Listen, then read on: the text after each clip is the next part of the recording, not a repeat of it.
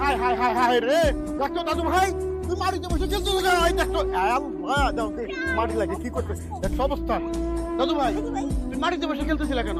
দাদা ভাই আমি শান্তরে কইছিলাম আমার লগে খেলার জন্য। কেন কইছ?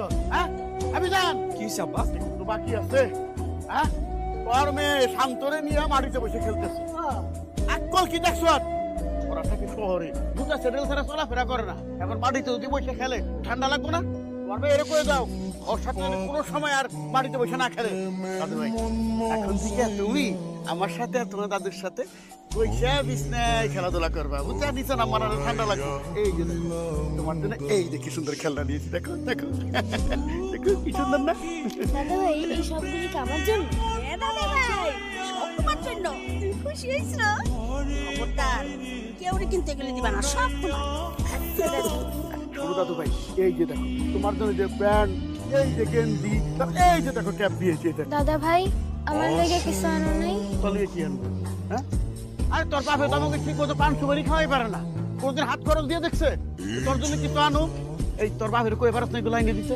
দাদা ভাই শান্তরে তো প্যান্ট শার্ট ক্যাপ সব দিছো, আমার শুধু একটা খেলনা দাও। এই মুক্তা তোর খেলনা লাগবে না, যা ঘরে যা। এই মুক্তার নিয়ে ঘরে যা যা। না আব্বা, দাদা ভাই তো শান্তরে কত কিছু দিছে, আমার একটা খেলনা দিতে কও না।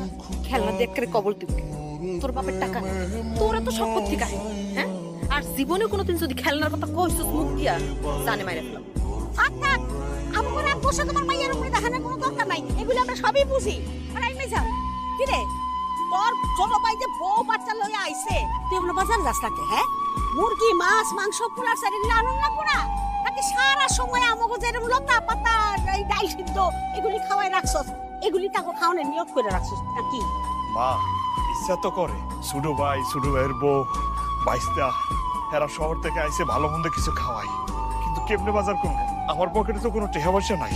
ভাইজান তুমি গরিব মানুষ, তোমার কাছে টাকা থাকবো না এটা তো স্বাভাবিক ব্যাপার, চিন্তা করো না। বাজারের টাকা আমি তোমাদের দিতেছি, এ নাও টাকাটা রাখো। আম্মা যা যা কইছে সবকিছু বাজার থেকে নিয়ে আসবা, আর আমি সোনিয়ারে নিয়ে একটু গ্রামটা ঘুরে আসি, ফেরত এসে খাওয়া দাওয়া করবো। আর ভাবি আমি কিন্তু তরকারিতে ঝাল আর লবণ খুব কম খাই, প্লিজ ঝাল আর লবণটা একটু কম দেবেন, ওকে? এই চলো। সি সি সি সি সি সি সি জান তুই বড় ভাই হইয়া ছোট ভাইয়ের কাছ থেকে বাজারের টাকা নিলি, তোর লজ্জা শরম বলতে কি কিছু নাই? সব পয়সা খাইছ। হ্যাঁ তোর জায়গায় আমি হইতাম না পশু গাছে ফাঁসি দিয়ে আমার। আসো দাদা আসো, তোমার জন্য অনেক পিঠা বানাইছি, ঘরে চলো।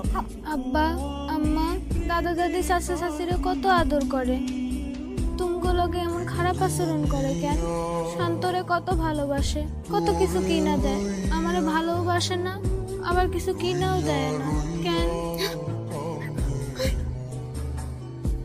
শান্তরে তোমার দাদা দাদি এত ভালোবাসে কারণ শান্তর বাপের টাকা আছে, আর তোমারে ভালোবাসে না তোমার বাপের যে টাকা নাই। এই জন্য এই দুনিয়াতে ভালোবাসা আদান প্রদান হয় টাকা পয়সার মাধ্যমে। নাতিটা আমার মাশাআল্লাহ আল্লাহ দিছে, এত মিষ্টি এত সুন্দর, একে দিলে কুমারের মতো লাগে না গো। দাদুমণি শান্ত তো দাদার কোলে হইছে, আমি একটু তোমার কোলে বই। ওই তুই কি বাচ্চা শিশু ফিরে খাস? তুই দিন পরে বিয়া দিলে তোর বাচ্চা খাচ্ছ, তুই এখন আমার কোলে বইতেছ আজকে। শান্ত তো দাদার কোলে বসে অনেক আদর পাইতেছে, তাই আমারও ইচ্ছা করছে তোমার কোলে বলার লেগে। আমি তোমার কোলে বসি। শান্তর কাপড় চোপড় দেখছো কেমন পরিষ্কার পরিচ্ছন্ন, আর তোর কাপড়ে তো দুনিয়ার ময়লা। তুই আমার কোলে বইলে আমার কাপড়টা ময়লা হয়ে যাবো না? লেহাপড়া করতেছিস, লেহাপড়া কর মন দিয়া। নতুন নতুন পারছি না, ভুলে গিয়েছি। দাদা ভাই আমি পারি। নতুন নতুন পায়রাগুলি ছোটন বেরিয়েছে, ওই বাড়িতে ছেলে মেয়ে নাইতে নেমেছে, দুই ধারে দুই রুই কাতলা ভেসে উঠেছে, কে দেখেছে কে দেখেছে, দাদা দেখেছে, দাদার হাতে কলম ছিল ছুঁড়ে মেরেছে, উফ বড্ড লেগেছে, ইয়ে আমি কইতে পারছি। দাদা ভাই এখন আমার চকলেট দাও। চকলেট দাও? তুই তো বড় সেই জন্য তো বলতে পারছিস, আমার দাদু ভাই যখন বড় হবে সেও বলতে পারবে। আর তুই তো বাংলায় কবিতা বলতিস, আর আমার দাদু ইংরেজিতে কবিতা বলতে পারে। আমার দাদু ঢাকা ইংলিশ মিডিয়াম স্কুলে পড়ে। দাদা ভাই আমি ইংলিশ মিডিয়ামে না পড়লেও ইংলিশ কবিতা পারি। কুমু আর পারো লাগবে, আর পারলেও কোনো লাভ নাই।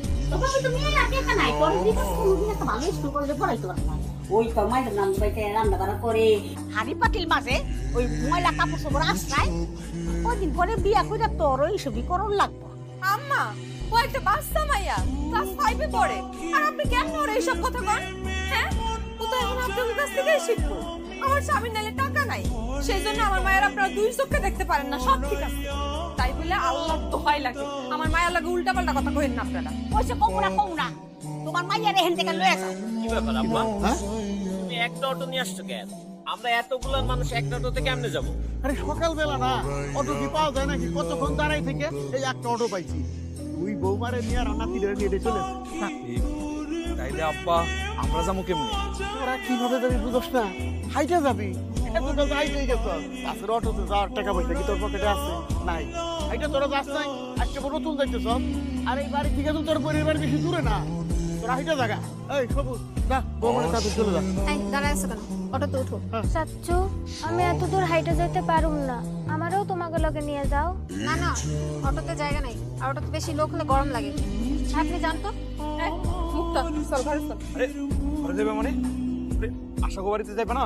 না তোমার বোনের বাড়িতে যাওয়ার 7 মিনিট গেছে তা আমরা নালে দুজনে হাইটা যাইতাম কিন্তু আমাকে ছোট মায়াডারে রাইখা কেমনে গেল কি এমন ক্ষতি হইতো লইয়া গেলে আপন চাচা চাচি হইয়া এই রূপ মায়াডারে রাইখা নিজেরা ভন ভন করে অটকে করে চলে গেল আর তোমার বাপও কোন মুখে কইলো এই রূপ মায়া নিয়ে এতখানি পথ হাইটা যাইতে ওরা শহরে তো ঠান্ডা মাথার সময় গাড়িতে শুয়ে অভ্যাস লেগে অনেক লোক যদি একসাথে উঠতো গরম লাগতো না এই জন্য চলে গেছে তাছাড়া আমরা তো গ্রামের মানুষ আমাকে তো সবসময় হাইটে অভ্যাস তাই না আল্লাহর নাম লিয়া চলো হাঁটা শুরু করি এই রোদের ভিতর আর কতক্ষণ দাঁড়িয়ে থাকবো একটু ওয়েট করো ভাইজান ভাবি আসুক রে তোরা বাড়ির সামনে খারাপ হয়েছিস কেন বাড়িতে এমন যাস নাই এখানে দাঁড়ায় থাকবো না তা কি করবো ভাইজান আমি এই যে এত এত জিনিস নিয়ে আসছি এগুলো নিয়ে যদি আমি বাড়ির ভিতরে যাই তুমি তো আসছো খালি হাতে তুমি যদি খালি হাতে বাড়ির ভিতরে যাও তাহলে মান সম্মান তোমার থাকবে নাকি আমার থাকবে আর আমি বুঝলাম না ভাইজান তুমি কেন হাইটে হাইটে আসতে গেলা তুমি একটা রিক্সা নিয়ে আসলে কি এমন ক্ষতি হইতো রিক্সা ভাড়া না হয় আমিই দিয়ে দিতাম ছোট লোকই থেকে গেলা আসো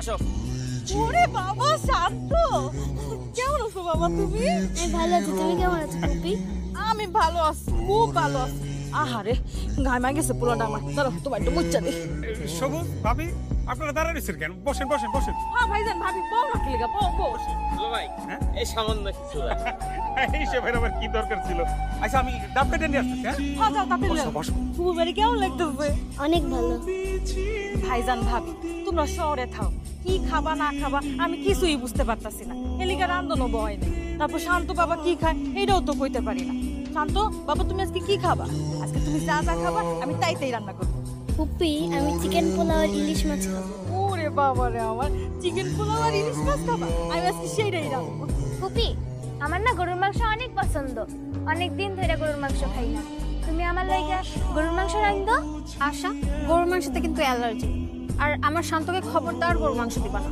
আর তাছাড়া আমি আর তোমার ভাইও কিন্তু গরুর মাংস খাই না ভাবি তুমি যে কি কও তুমি আর ভাইজান গরুর মাংস খাও না আমি তো গরুর মাংস রান্নই না এই মুক্তা তোর আজকে গরুর মাংস খাওয়া লাগবে না সবুজ না ডাব না ডাব ভাবি থ্যাংক ইউ কই তুমি আমার শান্তরে ডাব দিলা না আরে দিব দেব শান্ত বাপ জানি তা আসবে আমার নেন ডাব ফুপা আমি তো অনেক দূর থেকে হাইটে আসছি আমার গলাটাও অনেক শুকায় গেছে আমারও একটা ডাব দেন আর কইসনার মুক্তা মরার কাছে 3টা ডাবই ধরছে তোরা তো গ্রামে থাকো সবসময় ডাব খাস তোর চাচা চাচি শান্ত ওরা তো ঢাকায় থাকে ওরা সবসময় টাটকা ডাব খাইতে পারে না এই জন্য অগরে ডাব দিলাম তোরা পরে খাইস ভাইজান কিছু মনে করেন না না না আমি কি মনে করব কিছু মনে করি নাই তাছাড়া আমি তো ডাব খাই না আব্বা আমার যে গলা শুকায় গেছে আমি এখন কি খামো ভাবি আমাকে কলের পানি একদম ঠান্ডা তুমি ভাইজান আর মুক্তা মিলে গিয়ে এক গ্লাস করে ঠান্ডা পানি খায়ানো গলা তো ঠান্ডা হইব একার কুলজে শুদ্ধ ঠান্ডা হয়ে যাবে চল মুক্তা কল থেকে ঠান্ডা পানি খাবি চল না মা শান্ত ডাবের পানি খাইতেছে আমিও ডাবের পানি খামো তোর একদিন কইছি না আমার মুখের উপর জীবনে কথা কবি না